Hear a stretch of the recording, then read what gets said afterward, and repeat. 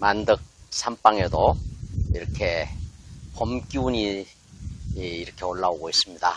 메말랐던 가지 끝 봉우리마다 파릇한 새싹이 지금 움돋고 있습니다. 자, 우리 산방에도 이렇게 봄 기운이 오고 아주 좋습니다. 벌써 이렇게 햇빛보다는 그늘에 앉고 싶어집니다. 그래서 오늘은 이렇게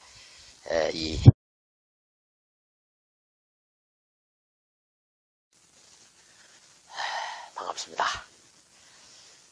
오늘은 목회자 목민심서 26번째 강의를 하기 위해서 우리 만덕산방 앞에 평상에 앉았습니다.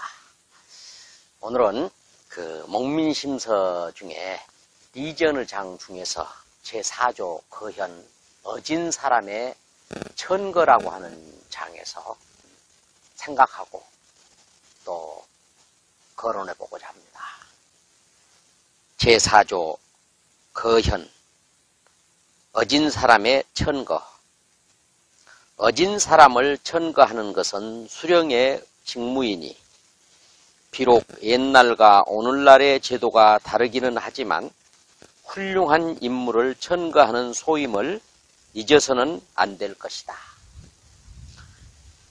오늘 목회자 목민심서에서 함께 생각해 보고 싶은 것은 그 두 번째 항목인 경행과 이제의 추천은 나라의 항전에 있으니 자기 고을에서 훌륭한 사람을 덮어두어서는 안 된다. 여기서 말하는 경행이란 누구인가? 여기에 해설이 있습니다. 경서에 밝고 행실이 뛰어난 것 또는 그러한 사람을 경행이라고 한다고 여기 주가 달려 있습니다. 경행, 경서에 밝고 그 경서대로 이렇게 어떤 행실, 행동이 경서에 입각한 그런 사람을 찾아서 참 조정에 천거를 해야 된다. 이런 내용의 지금 말씀인데, 아이러니하게도 다산 정약용 선생은 유배를 와가지고 18년 중에 그 전반기 9년 동안을 경서를 다시 쓰는데 보냈습니다. 경서라고 하는 것은 기독교에서 말하면 성경이죠. 유교의 경전에 해당되는 그러한 내용의 말씀을 다시 손질을 했다는 거예요. 그걸 하게 되면 사문난적을 보면서 멸문지화를 당하거나 본인이 또한 사형을 면치 못하는 그런 일임에도 불구하고 유교의 경전을 손을 댔습니다. 그 오리지널 텍스트를 손댄 것이 아니고 경서에 대해서 해석을 하는 것을 재해석을 했습니다. 역사적으로 유교에서 거유로 칭송을 받고 있는 그런 그 사람들이 쓴 해설을 한 그런 내용들, 심지어는 맹자의 해설이라든가 그 성리학이라든가 주역이라든가, 주역에서는 이제 주자의 그 본의가 우리나라 그 유림들의 그 과거 시험의 텍스트 원본으로 사용된 그런 내용이거든요.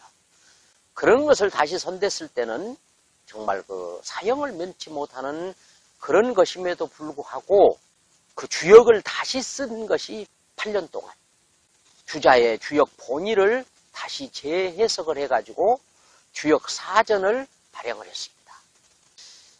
우리 다산 선생님께서 왜 그랬을까?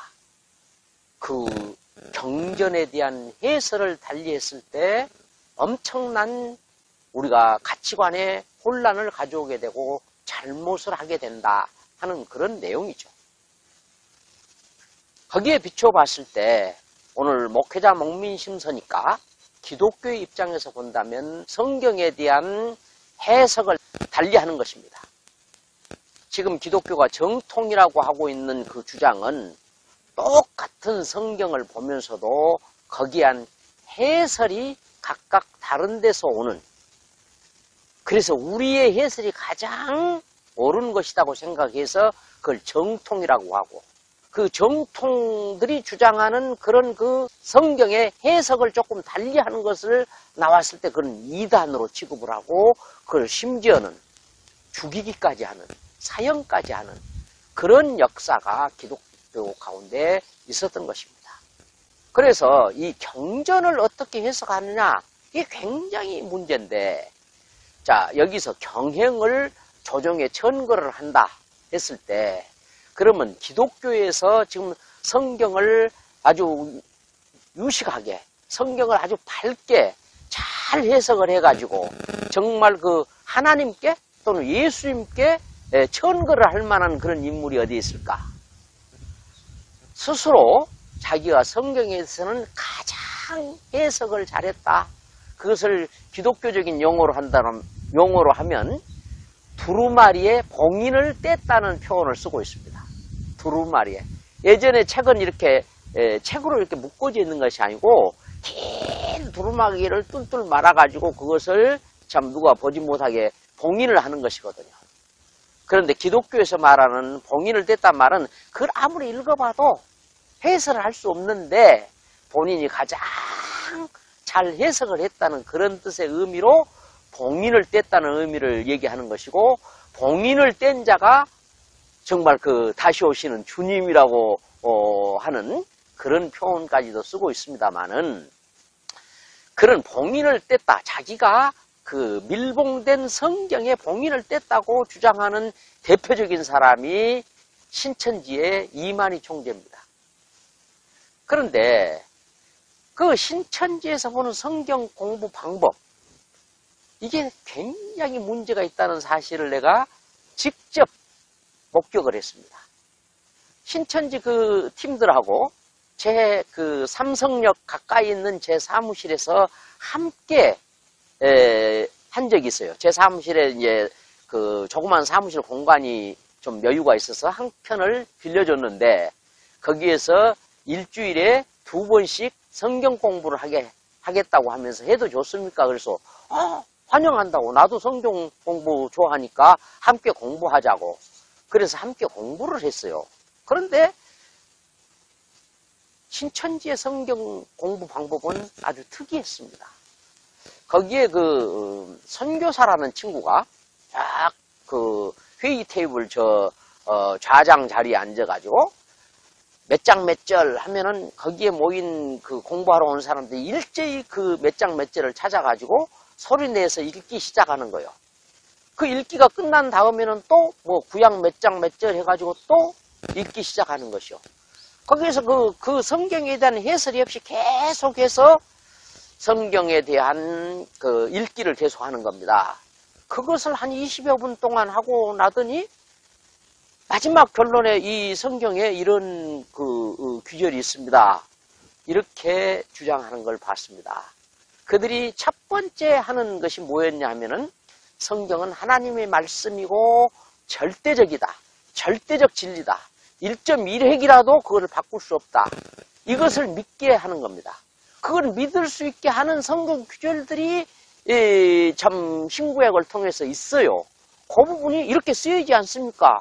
그러니까 성경은 하나님 말씀이고 진리고 아주 절대적이다. 이렇게 믿게 일단 한다는 거죠.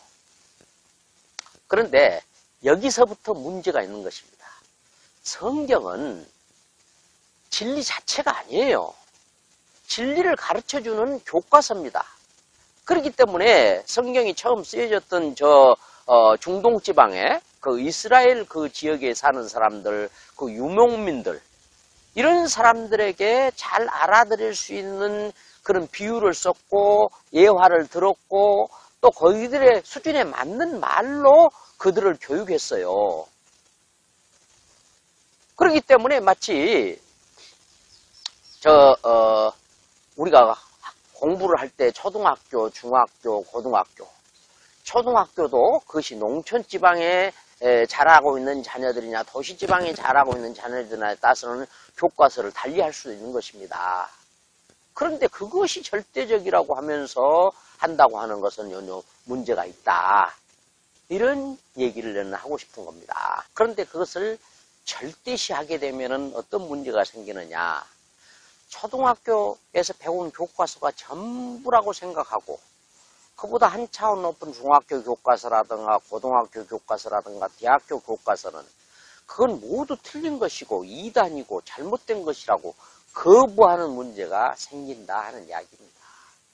그래서 새로운 차원 높은 그리고 이 시대의 지금 4차 산업시대 5G 시대 아니겠습니까?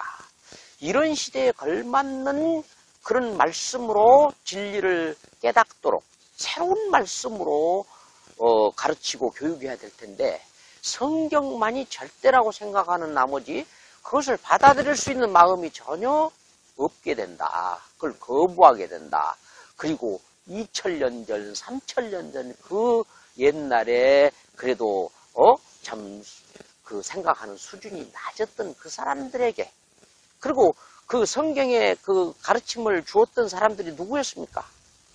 세리, 어부, 장녀, 참 그 시대의 아주 그 서민들이었거든요. 그들보다 지식층들보다도 고급 그런 어떤 지식인들에게 가르쳤던 내용이 아니란 얘기죠. 그럼에도 불구하고 그걸 받아들일 수 있는 그것이 문제가 있다 하는 것을 저는 얘기를 하고 싶은 것이고 두 번째는 성경을 어떻게 그냥 막 신약에서 구약으로 막 온 그 신구약을 넘나들면서 구절구절 읽는 것은 아무데나 펴서 읽는 게 아니잖아요. 그 선교사가 목적이 있어서 어떤 결론을 도출해내기 위해서 그냥 신약과 구약을 넘나들면서 읽다 보니까 최종적으로 예를 들어서 성경은 하나님 말씀으로 절대적이다 하는 걸 믿게 했다든가 아니면 이 봉인을 뗀 자가 참 메시아라든가 또는 뭐 그런 14만 4천 무리에 들어가야 된다든가 우리가 가야 될 건 천국이다. 이런 자기들의 어떤 목적에 맞는 말씀만을 발췌를 해가지고 그걸 새롭게 재구성해서 인식을 시킨다, 주입을 시킨다 하는 그런 이야기입니다. 여기에 문제가 있는 것이다. 구약이라든가 신약이라든가 참 그런 성부의 말씀이 나오게 된 그런 그 배경이 있고 사회적 배경이 있고 그 상황이 있는 것인데 그걸 다 무시하고 현재 주장하고 싶은 것을 인식시키기 위해서 그것을 참 도출해 내가지고 그것을 주장한다. 이게 문제가 있다는 얘기죠. 자, 세 번째 가장 큰 문제는 뭐냐면은 성경에 그런 말씀이 있다. 천국을 가야 된다. 그러면 천국이라는 것이 도대체 성경에 어떻게 표현되어 있습니까? 천국이 참으로 막연한 거예요. 막연하게 그냥 참 믿는 사람보다 상상이 다른 그 상상의 세계를 놓고 거기다 목숨을 건다? 다시 말씀드려서 어떤 참 신천지에 대한 그런 취재를 한 MBC에서 방영한 내용을 보니까 참 신천지 교회 나가기 전에 그런 정말 애틋한 사랑을 나누는 그런 인구 부부가 부인이 신천지에 갔다 오더니 그냥 그 부부 갈등이 생기게 되고 결국은 나는 천국에 가야 되는데 당신하고 이혼하지 않으면 나는 천국 갈 수가 없다. 당신 때문에 나는 천국을 하다. 나 천국 갈라니까 나 이혼해줘 하고 악다구를 하는 소리를 내가 들었어요. 그래서 그런 것을 취재를 했더라고요. 그런데 사랑하는 사람, 정말 애틋한 그 사랑하는 사람을 띄워놓고 혼자 가서 무슨 천국이라는 거예요. 어디에 천국이 있다는 거예요. 사랑하는 가족, 사랑하는 남편, 사랑하는 아내, 사랑하는 자녀들, 사랑하는 부모를 다 팽개치고 가서 있는 천국이 무슨 천국이냐 이 말이에요. 그게 무슨 의미가 있는 거냐. 그래서 저는 목회자 목민심서를 한 이유는 우리 다산 정약용 선생이 경전에 그렇게 너무나도 이상적이고 꿈 같은 생각에 사로잡혀 있는 사람들에게 실속 있는 신앙, 정말 알맹이가 있는 신앙을 하자, 알맹이가 있는 그런 철학을 하자 하는 그런 의미에서 나는 경서를 다시 썼다고 생각하는 것입니다. 오늘날 성서에 대해서도 보는 눈이 달라야 되는 거예요. 지금 현재 신천지에서 주장하는 14만 4천 물에 들어가기 위해서 그냥 정말 뭐 물불 가리지 않고 뛰어다니는데 14만 4천 물에 들어가서 뭐가 어떻게 되겠다는 이야기요. 14만 4천 물에 집화장이 돼가지고 세계 사람들이 그 사람한테 와서 그냥 존경을 하고 그 사람한테 가르침을 받으려고 한다. 그러면 뭘 가르칠 건데? 가르칠 것이 뭐가 있는데요? 제가 그 신천지 우리 사무실에 와서 신천지 공부를 하는 그 친구들에게 성경 공부는 그렇게 하면 안 된다. 그렇게 하면 되느냐? 당신들이 주장하고 싶은 이야기가 있으면 한 강의를 하라. 성경을 읽어보니까 하나님은 이러이러하는 분이더라. 쭉 강의를 한번 해라. 그러면 그것에 대해서 옳고 그름에 대한 내 느낌에 대해서도 내가 한강결하고 그걸 가지고 놓고 한번 토론을 해보자. 그걸 그거 그렇게 하게 되겠어요? 그렇게 그 주장하는 것은 아니다는 거지. 응? 그래서 그렇게 그 시작상에 비추어 봤을 때 그렇다. 그 다음에 이만희라든가 그 성경 공부 또 그 열심히 한 학파 중에서는 육신 쓰고 우리가 죽지 않고 영원히 산다고 주장하는 그런 내용 있잖아요. 성경에 그렇게 써 있으니까 믿어야 된다. 그것도 해석의 차이인 거예요. 죽는다는. 성경에 분명하게 너희가 살았다 하는 이름은 가졌으나 죽은 자로다 하는 그런 그 예수님의 표현이 직접 있는데도 불구하고 그 삶과 죽음에 대한 개념이 전혀 다름에도 불구하고 우리가 육신을 쓰고 그대로 영원히 아름다운 모습으로 계속 산다. 이걸 주장한다. 그럼 그것이 옳다고 하자 그 말이죠. 옳다고 하더라도 우리가 사랑하는 사람, 나하고 가까워 있는 정다운 사람들 다 죽고 없는데 나 혼자 그냥 영원히 살아서 혼자 있은 게 뭔 의미가 있냐는 얘기죠. 그게 무슨 의미가 있어요? 거기가 무슨 천국입니까? 응? 그것은 내가 볼 때는 저주예요, 저주. 사랑하는 사람, 아는 사람, 정겨운 사람 아무도 없는 데서 혼자 무슨 하나님하고 둘이 살아? 하나님 어디 계시는데요? 이렇게 잘못된 이런 그 성경 공부, 성경에 대한 해석 이런 것들이 나는 코로나 바이러스보다 더 무서운 거다. 더 무서운 방법이다. 그래가지고 가장 우리가 무서운 것도 뭐냐면 자기가 자기에게 사기당하고 있는 거예요. 허상을 믿고 그것이 옳다고 믿고 그냥 신념으로 갖고 나아가는데 내용은 뭐냐?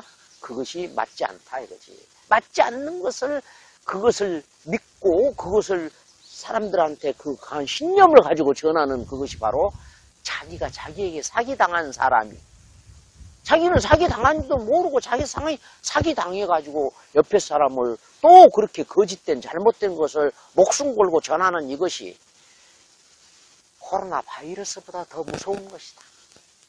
그래서 우리 다산 정약용 선생도 경전에 대한 해석이 잘못되었을 때 얼마나 많은 그 경전을 공부하는 엘리트들의 가치관이 잘못되고 사상이 잘못돼가지고 그들의 처세가 잘못되는가 하는 것을 너무나도 눈으로 보았기 때문에 그것을 제대로 써야 되겠다. 제대로 고쳐야 써야 되겠다는 생각을 가지고 자칫하면 사형을 당할 수도 있고 멸문지화를 당할 수도 있음에도 불구하고 목숨 걸고 바로 이 만덕산에서 그것을 썼다는 거예요.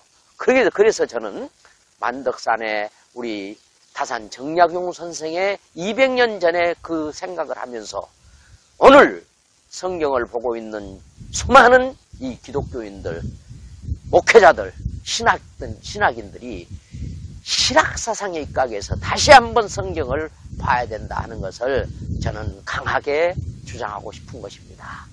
더 할 말이 많지만은 오늘은 26번째 말씀은 여기서 마무리하겠습니다. 감사합니다.